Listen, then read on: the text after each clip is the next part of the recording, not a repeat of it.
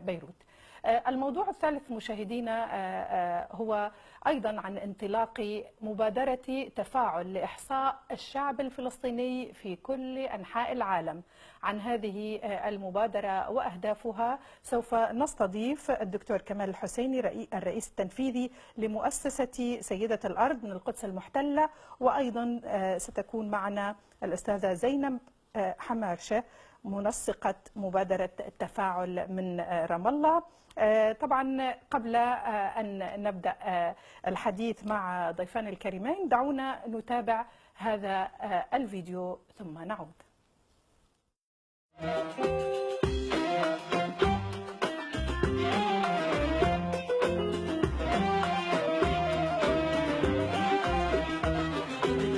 سيدة الأرض ملح الأرض، سيدة الأرض ملح الأرض، حب سلام حب سلام.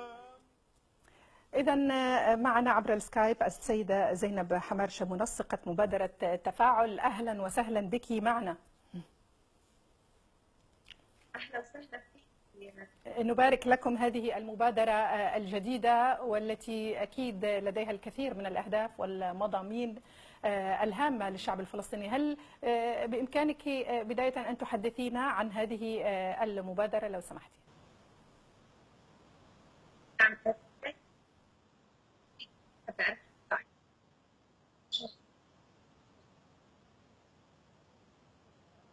الاتصال اليوم.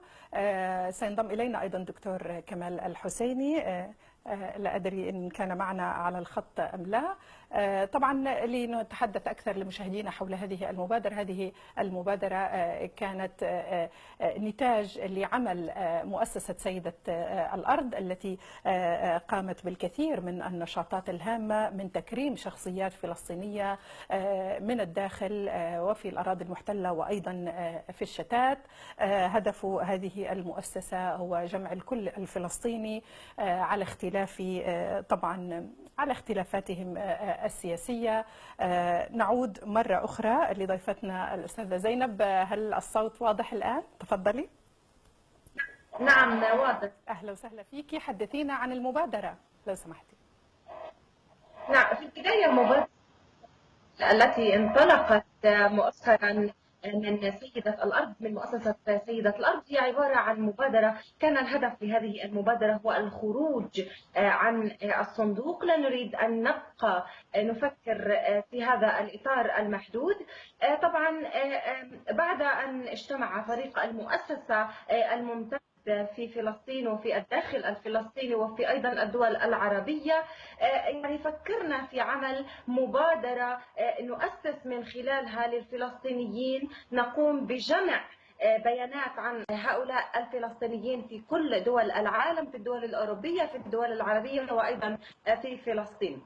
طبعا كانت فكرة هذه المبادرة أن نقوم بإحصاء للشعب الفلسطيني بكل العالم من خلال طبعا بعض الشراكات التي سنتحدث عنها الآن. بدأنا نؤسس لذلك وأطلقنا هذه المبادرة في يوم حفل تكريم مؤسسة سيدة الأرض لشخصية العام التي حدثت مؤخرا في شهر ديسمبر. طبعا هذه المبادرة يعني كان الهدف منها هو أن نعزز الانتماء الفلسطيني لكافة الفلسطينيين أينما كانوا. نحن مؤسسة فلسطينية وجدت وتأسست في الداخل الفلسطيني من مجموعة من الأشخاص العاشقين للأرض، العاشقين للوطن. ومن أهداف هذه المؤسسة أو ضمن أهداف هذه المؤسسة استندنا لنطلق مبادرة تفاعل التي تحمل 5 حروف، كل حرف من هؤلاء يشير إلى الفلسطيني وقضية الفلسطيني العادلة. تاء تشير إلى التعزيز، نريد أن نعزز انتماء الفلسطيني. فاء تشير إلى فلسطين، والألف تشير إلى إحصاء. نحن من خلال إحصاء الشعب الفلسطيني ومن خلال قاعدة البيانات من خلال قاعدة هذه البيانات سوف نعزز انتماء هذا الفلسطيني. عين تشير إلى عودة، ولام تشير إلى اللاجئين. يعني السادة المشاهدين لو لاحظوا بأن هذه الحروف جميعها تشير إلى الفلسطيني، تتعلق بقضية الفلسطين، وهذا هو محور وهدف المبادرة. هناك مؤسسة تسأل عن الفلسطيني الفلسطيني الذي خرج من فلسطين ربما من 48 أو 67 ولم يزر فلسطين ولا مرة، أردنا أن نقول له نحن هنا معك، وحتى لو كان هذا عن طريق الفضاء الرقمي أو العالم الافتراضي. زينب، سأعود لك. أذهب الآن إلى القدس المحتلة. معي من هناك دكتور كمال الحسيني، الرئيس التنفيذي لمؤسسة سيدة الأرض. أهلا وسهلا بك سيدي الكريم. أهلا بك سيدتي عزيزتي أيتها الإعلامية وجدان، وأنت من القدس لك سلام ومحبة واحترام، فكنت معنا في البداية في برنامج شخصية العام، وكان لك أيادي بيضاء تطوبى إليك أولا، ثم نعود ونقول كل عام وأنتم بخير، كل عام والشعب الفلسطيني في حرية أكثر، وبإذن الله تعالى أن نكون كما نريد دوما أن نحتفل معا وسويا في كنائس القدس وفي مساجد القدس، نكون معا وسويا العام القادم. آمين. سؤالي لك قبل وهذا ليس بحل. تسلم. سؤالي قبل أن نتحدث عن مبادرة تفاعل، نبارك لكم جهودكم، يعني تكريم السنوي اللي عقد في نهاية العام 2016، يعني أكدتم ونجحتم حقيقة في جمع يعني لم شمل الفلسطيني لنقل. كان هناك ضيوف وتكريمات لشخصيات ذات آراء مختلفة وانتماءات مختلفة. كيف نجحتم في ذلك؟ لا كان عنوان الحفل ليبقى الوطن العنوان الأول، وهذا المسمى أن يكون الوطن العنوان الأول، بتصور الجميع يقف. نعم. بعيدا عن كل التجاذبات وبعيدا عن الفقرات، أما العنوان هو يجتمع معه الجميع. كنا من جميع دول أوروبا والأمريكتين ومن تركيا ومن جميع الوطن العربي، وهذا بتصور حدثا لافت النظر، وكان تثمين جهوده بشكل خاص من سيادة الرئيس أبو مازن والجميع. بتصور التف حولنا لنا حقيقة هذه الرسالة رسالة وطنية أقوى من كل الأسماء. فكان الحفل في بحضور 1200 شخصية اعتبارية، وكان اليوم كان ماطر، انما كانت القلوب هي دافئه في لم الشمل الذي من امريكا كان موجود. يعني هناك كانت اسماء تم تكريمها. الدكتور سعيد جاء من شيكاغو، واسماء كثيره جدا جاءت من كل البلاد. فهذا دل على شيء، دل انه هذا التعزيز، وحتى انه وجود الاهل. يعني انا كنت اسمع الحديث من عزيزتي منسقة المبادرة الإعلامية زينب، أن هذه قصة التعزيز هذه قضية كثير مهمة جدا، الانتماء والعودة إلى تكريم شخصية عام هو أيضا رسالة بهذا الاتجاه. التكريم اللي هو تحضر وحضارة، إنما في فلسطين هو أكثر من ذلك، بحيث أنه هو يمثل قضية ويمثل انتماء ويمثل رسالة وطن لكل من يريد أن يسمع بأن فلسطين تستحق أن تكون حرة أبية بإذن الله تعالى. تكريم اللاعب رولاندو، وأيضا تكريم الطفل الذي فقد أسرته أحمد دوابشة. نعم، كان له أثر كبير جدا في نفوس الحاضرين وفي نفوس كل من تابع وشاهد هذا الاحتفال. ماذا يمكن أن نقول عن هذا التكريم؟ والله صحيح صدقتي، بعيدا عن الجو العاطفي، وإنما نحن نبقى بهذه المشاعر الدافئة، يعني وخصوصا هذه الإنسانية التي مهما يحاول الآخر أن ينتزعها منا إلا هي العنوان الحقيقي لنا كشعب فلسطيني. عندما اعتلى المنصة الطفل البسيط الصغير محمد دوابشة، القاعة والمسرح كله وقف إكبارا وإجلالا لهذه العائلة، وكل وضوح تكريم لرولاندو هو تكريم إنساني، بحيث استقبال الطفل محمد دوابشة في إسبانيا وأعكس صورة حقيقية لهذا المحتل ولهذا النهج الصهيوني كيف يتصرف في عائلة نائمة بكل هدوء وبكل وضوح، يعني أمام العالم كله. تأتي قطعان من المستوطنين ويحرقون البيت. هذه الصورة التي يعني أردنا أيضا احنا نكرم هذه الشخصية اللي هي رولاندو، وأيضا نكرم هذا الطفل اللي أصبح أنا بتصور كلنا أهله وكلنا ربعه بالمعنى المجازي الفلسطيني. نعم، اسمح تفضلي. نعم. اسمح لي سيدي الكريم، سأعود لك. أذهب مرة أخرى إلى زينب. ما زلت معنا زينب؟ تسمعيني زينب؟ نعم أسمعك نعم. وجدان. نعود إلى موضوع مبادرة تفاعل. يعني الموضوع يحتاج إلى عمل جبار على ما أعتقد. يعني هناك استمارة، لا أدري إذا لو كان بالإمكان إظهارها، موجودة عند الزملاء. هاي الاستمارة صوت وجدان غير واضح تماما. غير واضح. سأعيد مرة أخرى نتحدث عن المبادرة، وأشرك دكتور كمال حتى يتضح الصوت. دكتور كمال، موضوع المبادرة مبادرة تفاعل، يعني واضح أنه هي المبادرة ليست من السهولة بمكان العمل من أجلها. موضوع التواصل مع الفلسطينيين في الشتات وفي كل أنحاء العالم كيف سيتم سيدي؟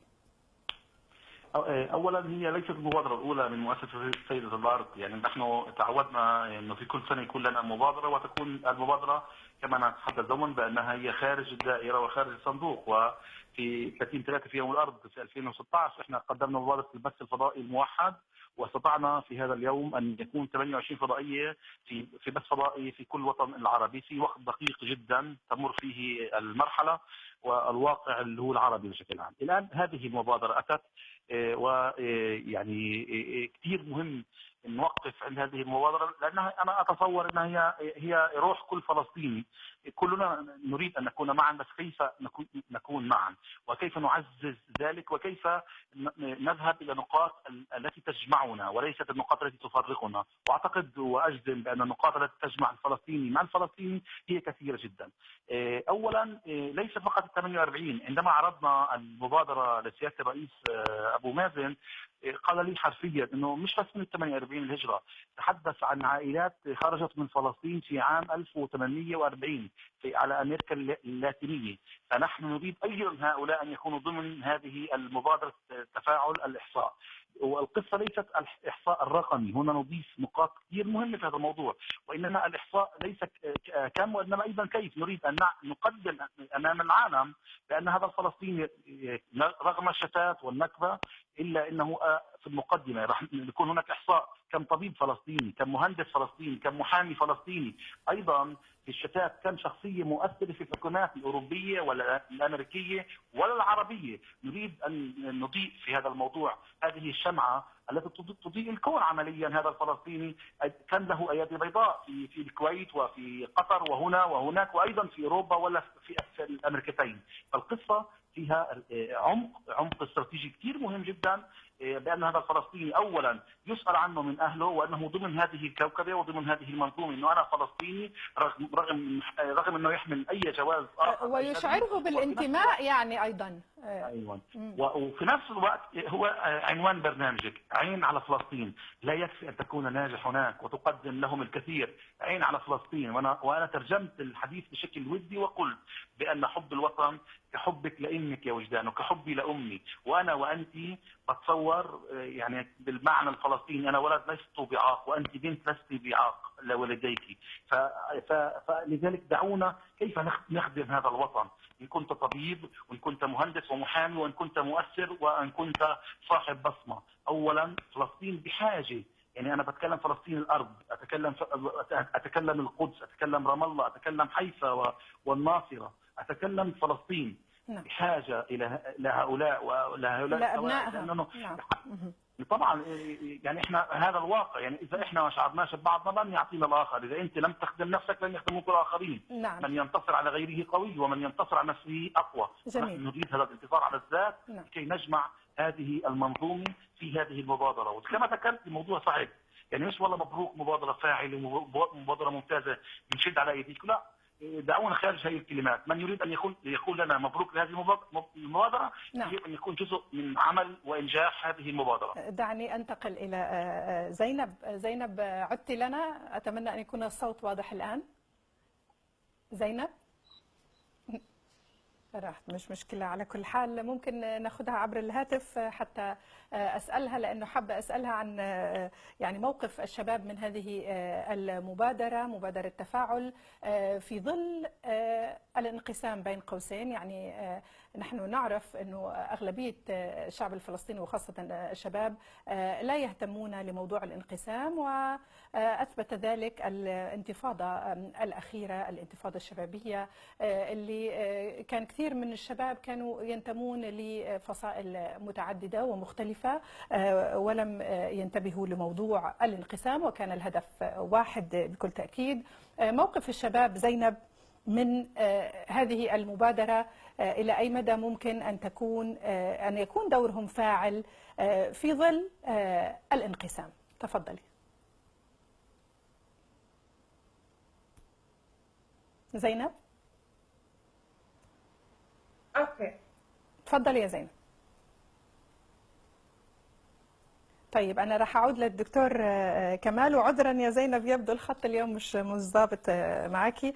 دكتور كمال، أكيد سمعت سؤالي حول تخوف البعض من هذه المبادرات، كون أنه في انقسام بين الأطراف الفلسطينية. عزيزتي، نحن صوت واحد أيضا في هذا الاتجاه. يعني أنا وزينب نمثل مؤسسة سيدة الأرض، ونمثل هذه الرسالة، رسالة وطن بإذن الله تعالى. سيدتي وعزيزتي، الانقسام الفلسطيني هو أصبح ليس انقسام فلسطيني وإنما أصبح انقسام عربي. فإذا لو تحدثنا عن ذلك فكل وطن عربي أصبح في هذا البلاء إذا جاز التعبير. لكن مرة أخرى ما يجمع الفلسطيني من أجل أرضه الكثير كثير. بوضوح ما اصلا نرجع لاصل الفكره، ما يحصل في كل الوطن العربي هو لاسقاط القضيه الام هي قضيه فلسطين. ممتاز. فاذا ندرك انه وراء كل الخلافات، وراء كل هذه الانقسامات، وراءها فيروس واضح لنا جميعا. فلذلك نحن يا سيدتي في مؤسسه سيده الارض نذهب الى كاس الماء المليان، ونقول بان الشباب هو قاطبه يحمل انا فلسطيني أقوى من كل هذه الحزبية ومن كل المسميات أن أكون أنا فلسطيني. فلذلك هي جمعت الجميع، وفي نفس الوقت نحن طرحين الشراكة مع الجميع من أجل أن نضم الجميع. وأولا عندما تحدثنا في أول حرف تعزيز لكي نعزز بعضنا البعض، أن نكون معا أفضل ومعا نكون أقوى. وهذه الروح الآن تسود الشباب ويسود من يعمل في هذه المبادرة. وعلى فكرة عزيزتي، يعني أنا برغم خلال فترة تعرضت إلى وعكة صحية، إنما أيضا جاء لي تلفونات عديدة جدا من هنا ومن خارج البلاد، وحتى اخوتنا. يعني احنا اصبحنا كمؤسسه الحمد لله رب العالمين اصبح لنا في كل دوله هذا النموذج الفلسطيني. عندما ما بعد تكريمه، انه قصه مش والله انت اخذت وسام وانت شخصيه العام ويعطيك العافيه، لا على الاطلاق، انت عندك حمل. فكل هؤلاء النماذج اللي تم تكريمهم في مؤسسه سيدة الارض اللي كانوا في اوروبا وفي الامريكتين هم الان جنود اذا جاز التعبير بالمعنى الايجابي لانجاح هذه المبادره لاحصاء الشعب الفلسطيني. القصه اذا نحن نذهب لما يجمع الجميع.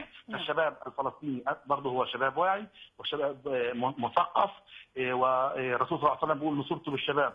وبتصور يعني على الاقل نحن برضه الان هي زينب هي شابه لا زالت في مقتبل العمر، والان هي منسقه الحمله. فندل على شيء، نعم نحن بالحكمه وبالشباب نسير نحو تحقيق هدفنا ليست فقط المبادره زي ما قلت لك، والقصه فيها راح يكون الكثير من العمل والكثير من التوثيق والكثير من الحالات سنتحدث عنها في الأيام القادمة. اسمح لي سوف اعود لك، لكن لابد ان نذكر هذا الخبر حيث احتل المطران هيلاري كابوتشي الذي انتقل الى جوار ربه في منفاه الايطالي قلوب الملايين من الفلسطينيين والعرب، لانه لم يساوم مطلقا في مواقفه ضد الاحتلال الاسرائيلي، واختار الوقوف في خندق المقاومة لأنه يؤمن بأنه لا حياد في مواجهة الظلم والعدوان.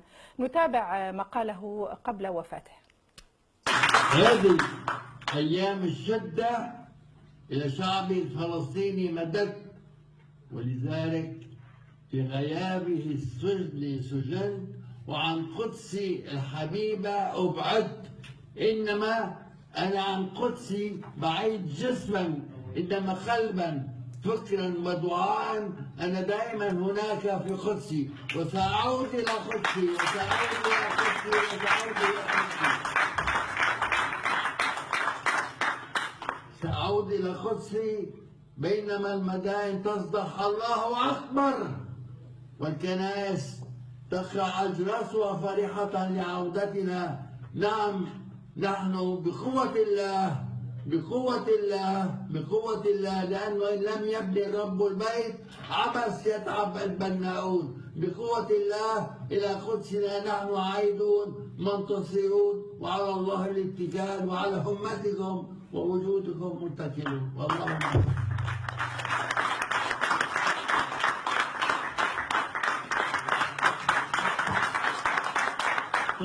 شكرا سيادة المطران.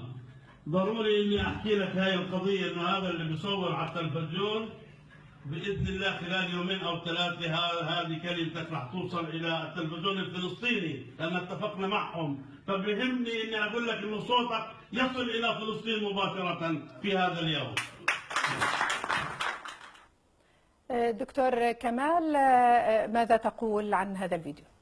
يعني اولا نحن نقدم محض التعازي بوفاه هذه القيمه والقامه العربيه الفلسطينيه. ونعم الموت فاجعه وخساره، لكن هذا الرجل باقي فينا في مسيره طويله جدا. وهنا نؤكد ان الذاكره لا تحتفظ بالوجوه على قدر ما تحتفظ بالمواقف. واتصور يعني لو يدرك الشرفاء في شتى الوطن العربي موقف هذا المطران الذي هو من حلب الاصل، وحلب هي فلسطين وفلسطين هي حلب، جرح واحد والبعد واحد والرساله واحده. انما ما يحصل الان هو تغييب عن كما قلت وابعاد قضيه الام قضيه فلسطين، وكل يغني على ليلى. فاتصور وفاته ستعيد الذاكره الى المربع الاول، لان لا حريه بلا ولا هدوء بلا فلسطين، ولا عاصمه حره دون ان تكون حره أبية لفلسطين. شكرا جزيلا دكتور كمال، أرجو أن تبقى معنا، سأذهب إلى الخرطوم. معي من هناك الدكتور أسامة الأشقر رئيس التجمع الدولي للكتاب والأدباء الفلسطينيين. أهلا وسهلا بك دكتور أسامة. دكتور أسامة، هل الصوت واضح عندك الآن؟ دكتور أسامة؟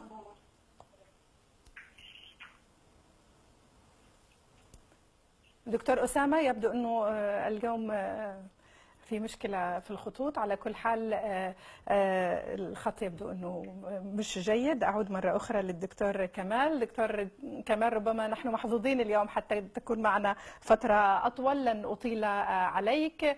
تحدثت عن هذه المبادرة، مبادرة تفاعل، ذكرت لنا يعني بالفعل بعض الأمور الهامة جدا. هناك بالفعل من يعمل على الأرض رغم كل المضايقات ورغم كل المتناقضات على أرض الواقع، إلا أن كان هناك نتاج حقيقي وفعلي عن العديد من المبادرات اللي قمتم بها كمؤسسة سيدة الأرض. نشكر هذه الجهود من خلال هذه الشاشة وهذا البرنامج. ماذا تقول دكتور كمال؟ يعني أولا اليوم من واضح أن صوت القدس صوت له حضوره، وطبعا صوت القدس هو صوت روحاني يا سيدتي، ولا تنسي بأن القدس هي الأقرب إلى السماء، فهي بوابة السماء الأولى، وهي القبلة الأولى، وهي الحب الأول. فأتصور لذلك الكريم على الأقل يساعدنا أن يكون صوتنا إن شاء الله عالي، ويكون له بصمة معكم ومع كل وسائل الإعلام، لأنه أنا أعتقد نعود إلى وسائل الإعلام هي ليست فقط السلطة الرابعة، وإنما هي الرسالة الأقوى، وخصوصا لنا كفلسطينيين الآن أصبحنا هناك الكثير من الغموض حولنا، وإنما صوتنا كل ما كان عالي وكل ما كان واضح كل ما كانت الحرية أقرب في المسافة في مسافة الوقت بإذن الله تعالى. فعين على فلسطين هذا البرنامج أكيد له بصمة كما ذكرت في البداية، في أيضا في إنجاح شخصية العام وحدث شخصية العام اللي كما شاهدت بأنه كان حدث كثير مهم جدا لكل الفلسطينيين والعرب كمان بشكل عام، لأن برضه كان عندنا وفود من المغرب ومن تونس ومن الكويت ومن مصر ومن جميع أنحاء الوطن العربي. هذا كان برضه دلالة واضحة أنه احنا نستطيع أن نجمع إن شاء الله، وفلسطين تجمع الجميع، لسنا نحن وإنما فلسطين. مسمى فلسطين كما بتحدث دائما مع فريق العمل هي أكبر من كل المسميات. فأتمنى برضه عبر شاشتكم وعبرك أنت شخصيا، لأن أنا بعرف شيء محبة لفلسطين انه ناخذ اللي هو رابط المبادره، ونحاول ان نوزع ونعمم هذا الرابط لكل هل الرابط متوفر لدينا؟ ممكن نعرضه لو سمحتوا اثناء الحديث؟ تفضل. طبعا متوفر عندكم الرابط مفروض. موجود. والرابط كثير مهم، انه يعني لو هو لا يستهلك من الوقت الا 3 دقائق يعني لتعبئه النموذج بشكل بسيط جدا، وهذا كثير بيعطي كمان لكل من يعبي هذا النموذج. طبعا رأسا يخزن عندنا طبعا بشكل الكتروني، ونعرف كل شخص وين هو موجود، التواصل بيكون معه بشكل مباشر عبر تلفونه. فأرجو انه الامر يكون سهل جدا بهذا الاتجاه يا عزيزتي. تعميم الرابط هو كثير مهم جدا ان شاء الله.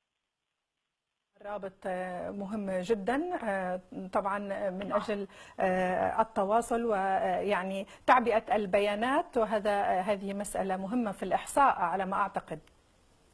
نعم، هي كما قلت ليس فقط الإحصاء، أنا قلت في الرابط أو موجود إنه يعني وظيفته، مهنته، يعني منصبه، هذا كله شيء هو بضيف معنوية. وأنا بقول بوضوح طبعا لماذا احنا بدأنا هذا. لو سألنا الفكرة ليش طب احنا فكرنا في هذه المبادرة؟ لأنه التعداد الرسمي للشعب الفلسطيني هو عبارة عن 12 مليون نسمة.